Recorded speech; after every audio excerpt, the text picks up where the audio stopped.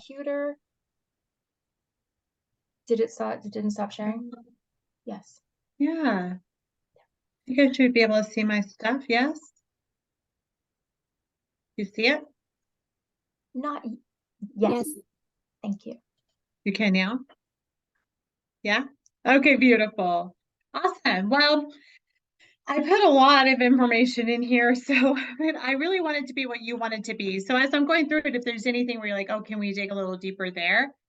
Let's do that. Because I was like, oh, dyslexia. Well, that's huge.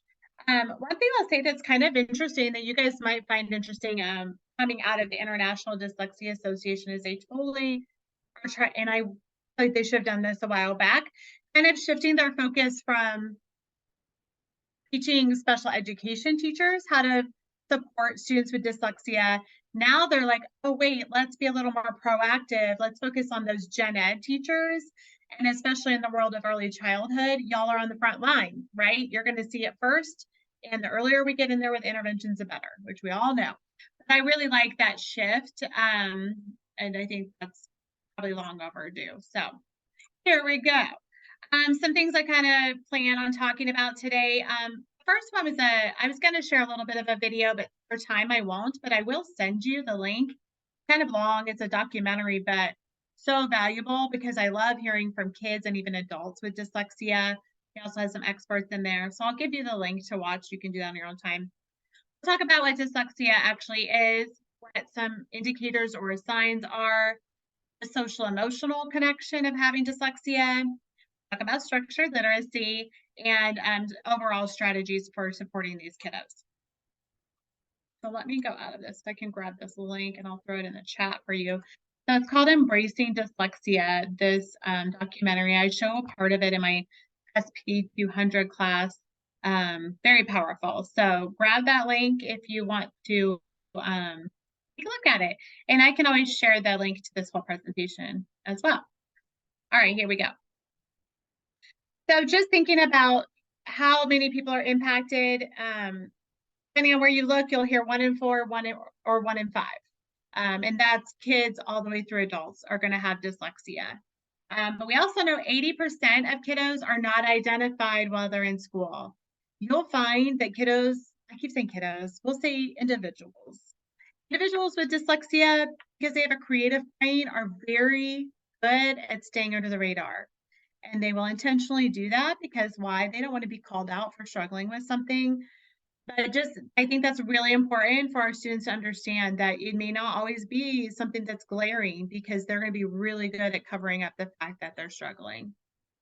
So I wanted you guys to kind of think about, I would love to hear in the chat from you, if someone asked you, what's dyslexia? How would you define it in a sentence or two? Or what are some key terms you would maybe use? So if you want to share in the chat your thoughts.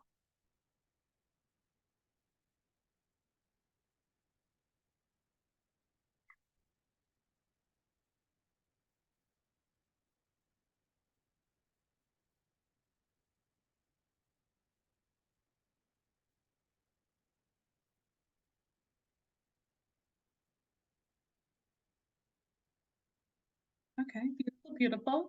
So we have difficulty in reading and writing activities, which is very important to remember. Yes, it impacts not just reading, difficulty with reading and then reading disability. Typically, students have average to above average intelligence. Yes, that's a very, very good thing to remember as well. Good. So let's take a look at some, I love this. I'm all about visuals. So I really like this infographic about dyslexia. I'm not going to read it all to you, but I want to highlight some things. So I'll kind of start over here. It's a language-based disability or a disorder that includes or word reading, word decoding, oral reading fluency, and spelling. So it has a lot of different pieces. It talks about, is there a cure? We don't really call it a cure, but definitely individuals can build their bank of strategies and be super successful and sometimes successful in other areas because of that creative side of their brain that they use so much, which I think is pretty helpful to share with students, especially those that actually have dyslexia. And some other things that are interesting, sometimes kind of some things that are misunderstood. A child has 100% chance of having dyslexia if both parents have it. I don't know if you remember in your K-12 days, parent-teacher conferences, the first time you meet the parents, you're like, "Oh, wow. Oh, I see some similarities here. Okay." Yeah, it's definitely hereditary. And then they have a 50% chance if one parent has it. And then if it's like further back in the family, less of a chance, that kind of thing. Some characteristics of dyslexia. I'm not going to read all of these because I have a lot of slides with these because it's just interesting how different things people say. But this one I find super interesting. Dyslexics do not see words backwards. Sometimes they'll see letters backwards. And that's what gets tricky with some of the simulations we do. We put the words backwards just so they feel that frustration. They don't see the words backwards. But definitely some of the letters. And B and D is very common because it's a stick with a bump on one side. So it's very easy to mix that up depending on what side it's on. Another thing that I've kind of been touching on a little bit is they struggle with organizational skills, planning and prioritizing, keeping time and concentrating when there's background noise. So I don't know if you've heard of executive functioning skills. That's what a lot of that is. Organization, they're going to have papers flying everywhere, stuff coming in and out of their backpack. We can teach them lots of strategies for that kind of thing. And technology is very helpful. But also thinking about that background noise. I struggle with that. If there's a lot of noise and I really need to focus, it's just not going to happen. So we want to give them tools to really eliminate some of the extra noise if we can. This is another great graphic about what dyslexia is, but I like that it has strengths because they are going to have strengths in areas that other kiddos don't. And I'm a big believer in building on the strengths. Let's find what they are and we're going to build from there. So talked about they have that creative brain. It can be very social, think outside the box, and pretty tenacious. Like they don't give up. But like I said, they might sneak under the radar at school, but they're going to go home and not get much sleep because they're going to be busting that work out and getting it done, even though it takes them triple the time everyone else. But that helps them stay under the radar when they get back into class the next day because they're like, look, I did all this work, right? Some weaknesses, and we'll touch on a lot of these as we go through, but obviously reading, rhyming, writing, note-taking, memorization can be very difficult. And we'll talk about more of those. So this one I thought was really important for you guys in early childhood, right? So what are some signs that we're going to see when they're pretty little, before kindergarten? So, and this, sometimes when I share this with parents, and a lot of us have children, we're going to go, you're going to see something. And well, my kid had that. It means a combination of all of them, not all of them, but of more than one, and to a pretty significant degree. Okay, so just keep that in mind. At this age, development's so different. But so we might see delayed speech.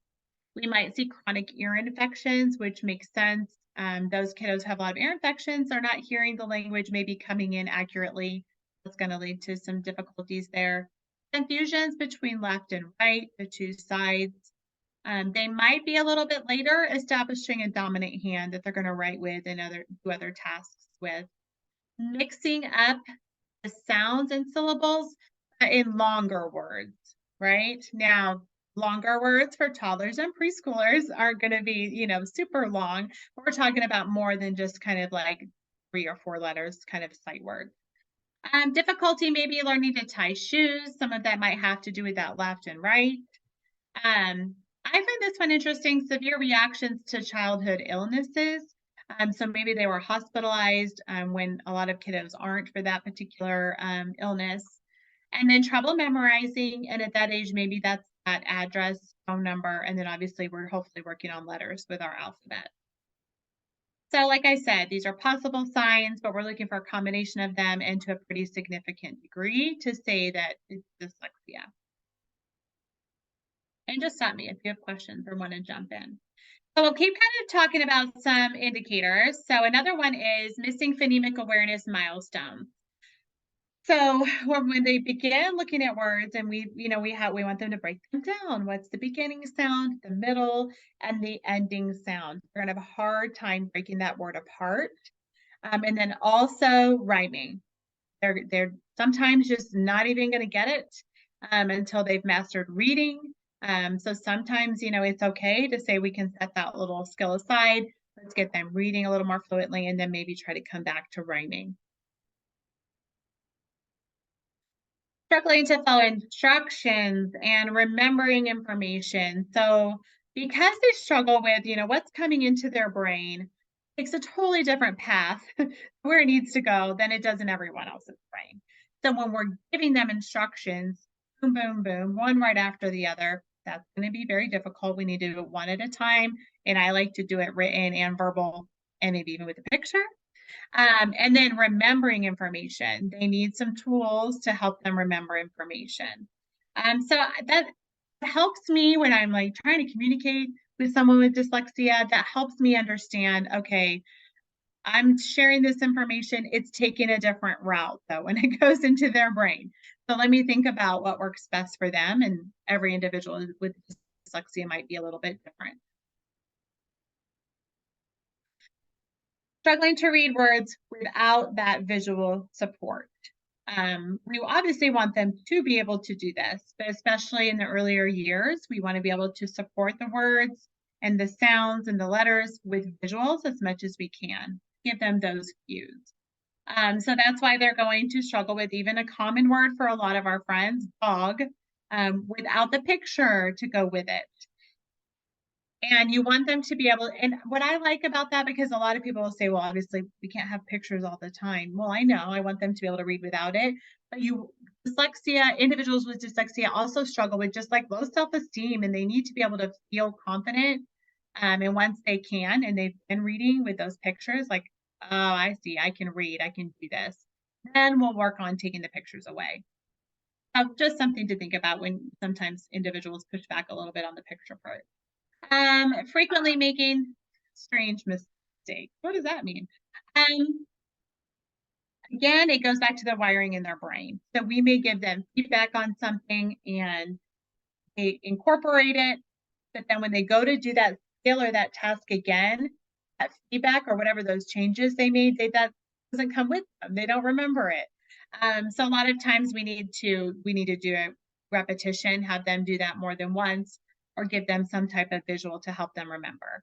So I usually call that like generalization, right? So maybe they wrote an essay, we gave them this feedback on how to have better, meatier paragraphs, and they did it. They implement our feedback. A couple weeks later, they go back to write another essay. We're seeing the same problems because they're not generalizing that feedback that we gave them. Just flat out avoiding reading, which totally makes sense to me because if I don't feel confident in something, I'm probably going to avoid it too until I feel confident in it.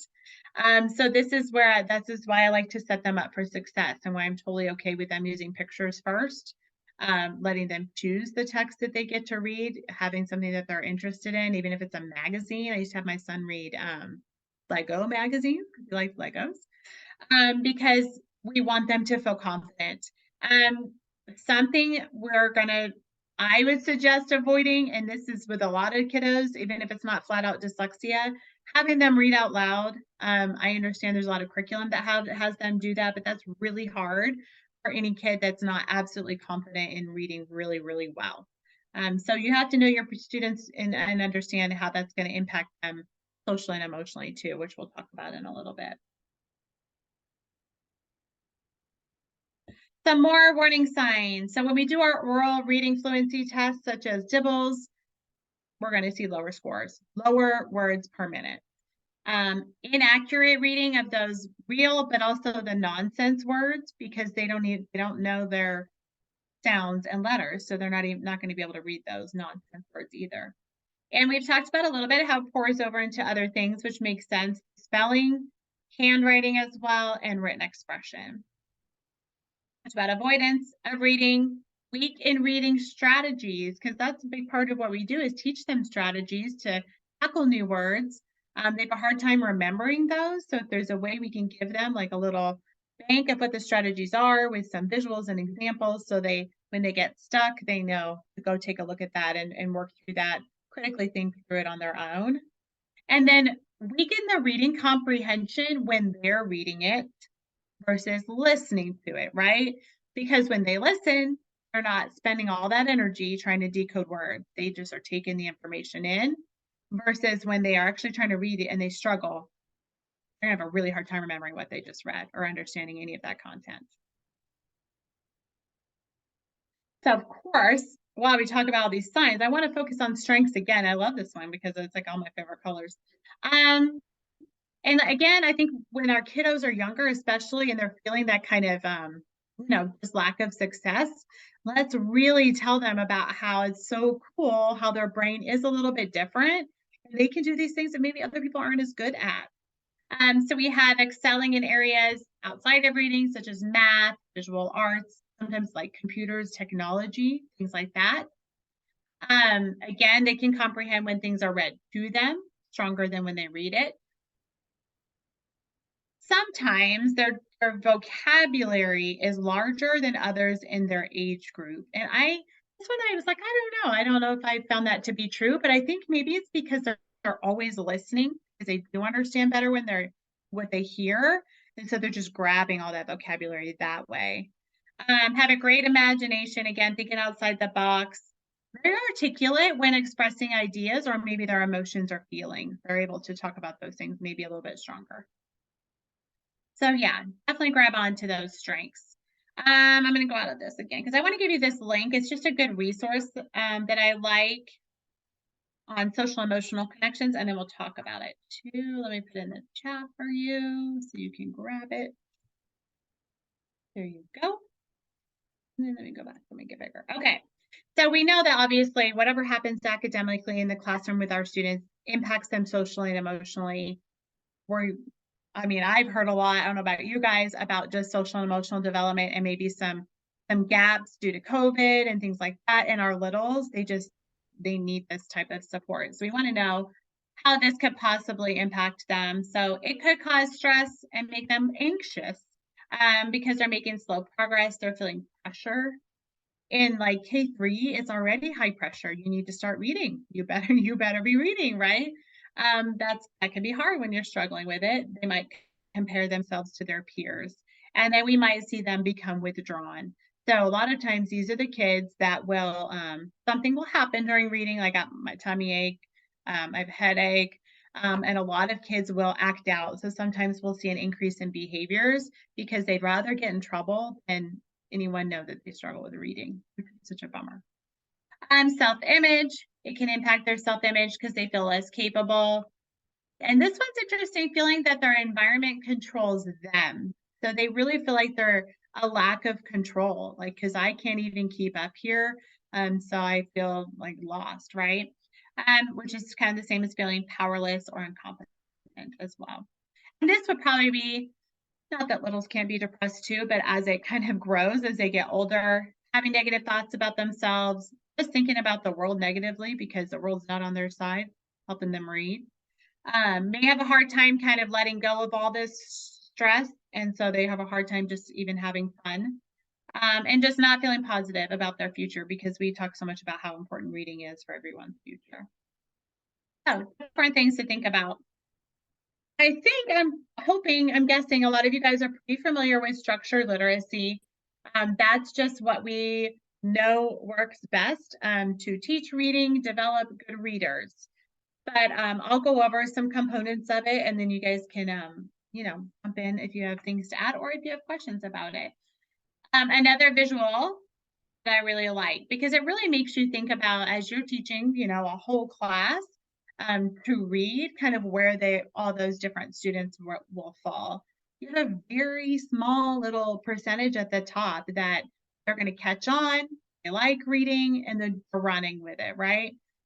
Only 5%, it's not super high. But then you have your 35% that they're going to get it with whatever curriculum you're using. Probably won't need a lot of additional supports or small group support, one-on-one, anything like that. So you still have a pretty good chunk here. In the middle, so we have this explicit systematic and sequential instruction. That's what structure literacy is. So we have a chunk here that, yes, they're going to get it as long as we are doing these things. What I've noticed is teachers will, in a lot of schools are using a scripted reading curriculum, and it might be structure literacy, beautiful. But what the teachers struggle with sometimes is if students are doing pretty well, they stop following the curriculum with fidelity. They're like, oh, I probably don't need that little piece because they're doing pretty well. It's like a formula. It's all kind of put together and designed a certain way that if you take out a little piece, even if everyone's doing well, it will start to crumble. So I think that's really important for our students to understand when they're teaching reading. And then obviously we have our friends here at the bottom. They're struggling, right? They still need that structured literacy, but this last word I feel like needs to be underlined. We need a lot more repetition, the hours and hours and hours.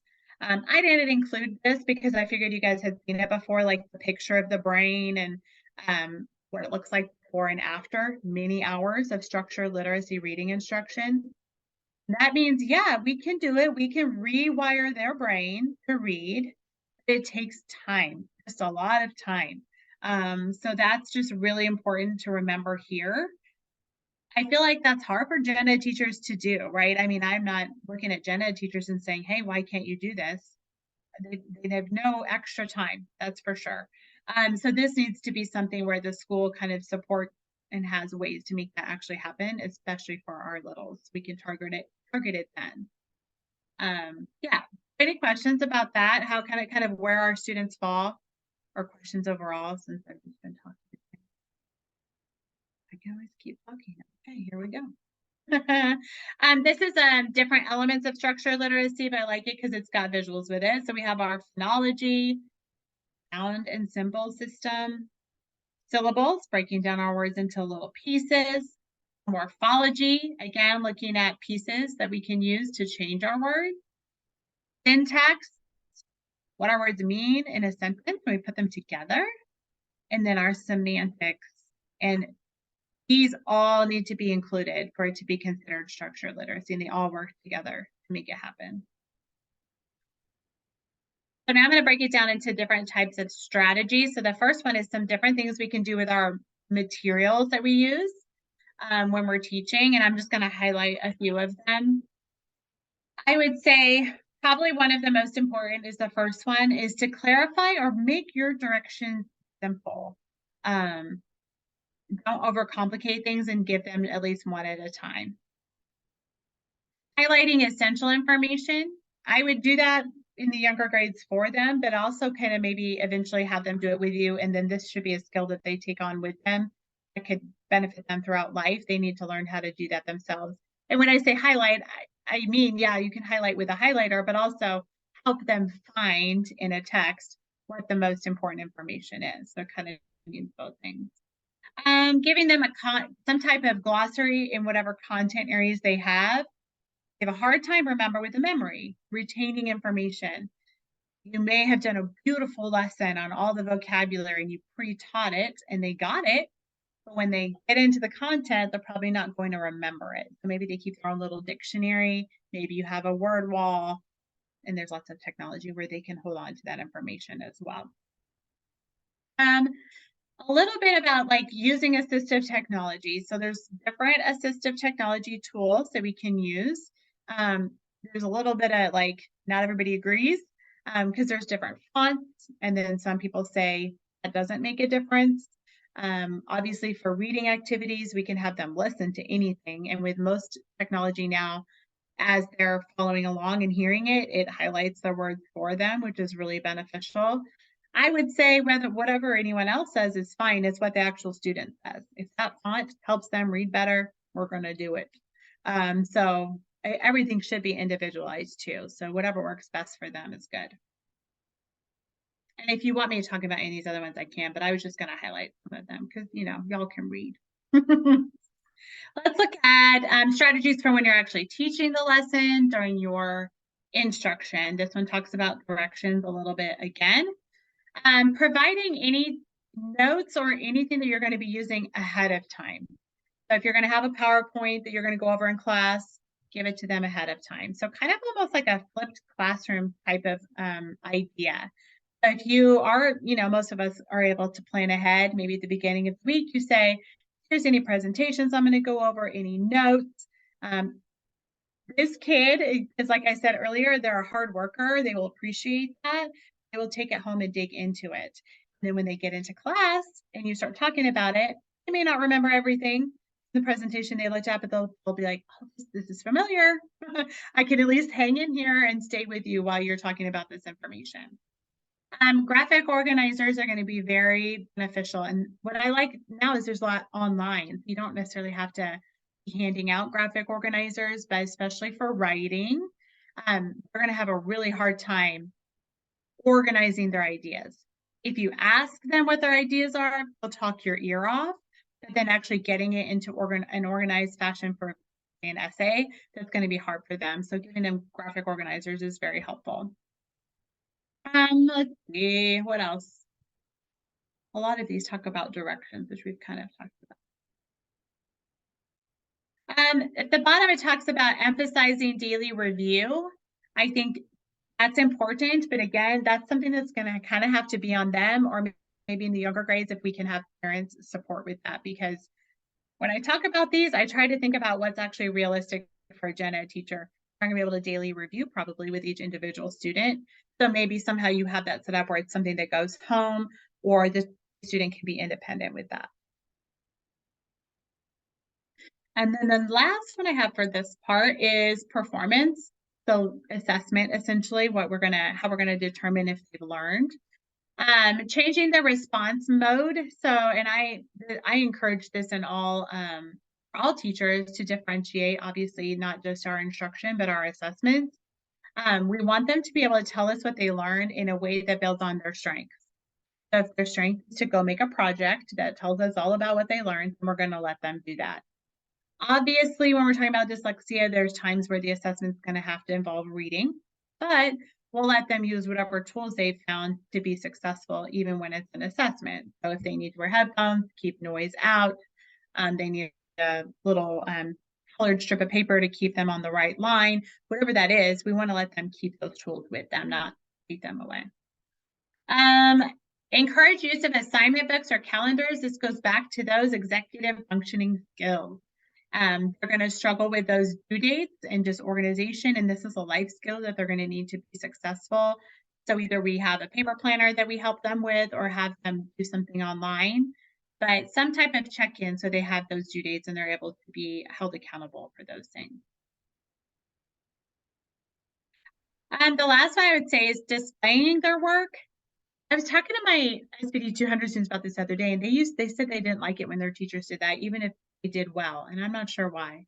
So I would ask them first, what's a way I can make you feel really special for doing a really good job on this? Do you want me to just take a picture and send it to mom, or do you want it up on the wall? Because I want to make sure everyone knows how awesome you did. So sometimes we have to get away from the classic, oh, everybody's work goes up on the wall. Not everyone feels comfortable with that for whatever reason. So just something to think about. I hadn't really thought about that before. So, and then I have resources for you here. A few things. So this is the International Dyslexia Association is obviously always a good resource. We have a ton of stuff. One thing I would say is sometimes it's just hard to navigate. But if you're looking for something specific, I'm sure they have it. And if you can't find it, just email me and I could try to help you. Learning Ally is a really great resource for families with kids with dyslexia because they can get books that they can listen to. And I think the Arizona branch, if you become a member, you get like a free Learning Ally membership or something. I think they're still doing that. Kind of cool. And then understood.org, I feel like it's just a good resource for anything special education. So you can always find more info there too. I think that's all I had, guys. Yeah. Any questions about anything or anything you want me to dig deeper into? It's hard. It's a broad topic. That was so awesome. I love that. I have a question, Dr. Dyer. Do you have a suggestion for a simulation we could do with our students so that they can actually get a clue and to actually experience what it's like? I do. I have a whole bunch. I do them in my SPD 200 class. So I can either come to your class and do those. I haven't found any virtual ones that I feel like were super great. Yeah. There are some options there as well. I was on Ideal, I think it's called, the other day and saw some new ones, but I didn't dig into them yet. So shoot me an email and I can either try to Okay. come to your class or I can try to walk you through how to do them too, but we can definitely do something like Awesome. that. That'd be great. Awesome. I did, I used the Confusabat. I don't know if you're familiar with that. No, I don't think so. I used that, have used that a couple times where they actually, it's all a printed thing. But Okay. that was the best I could come up with, but I just would love to have some resources. So thank you. That'd be awesome. Yeah. Oh, yeah. Definitely. These are always really eye-opening, I think, for students, for sure. My question was about nonsense words. We talk about this with language learners. And so are you finding those valuable to practice with them because they are on some of those assessments or not? I think so for sure, because to me, that tells me more about what they know about their letter sounds than a real word, because a real word they might have just memorized, or they're guessing, they see a D and they're like, I'm just gonna go for it, it's dog, you know. The nonsense words I feel like gives me a lot more info on what they actually know for their sound. Thank you. Yeah.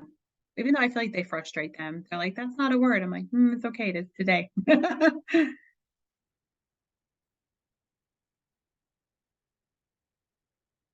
Any other questions? This was great information. I don't have any questions, but the information was really helpful. Thank you. Yeah, no problem.